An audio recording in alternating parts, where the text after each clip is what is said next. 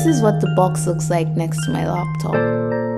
The actual keyboard is about the length of the MacBook keyboard, so it's not that different. The only thing you have to get used to are the circular keys. But after that, it's a pretty okay typing experience.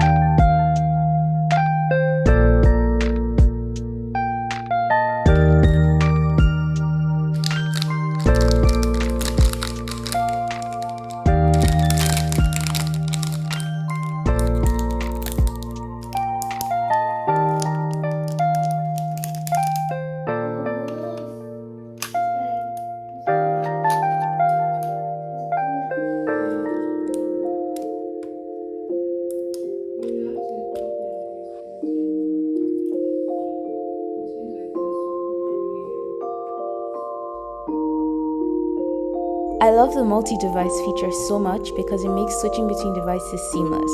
For example, device number 3 for me is my TV.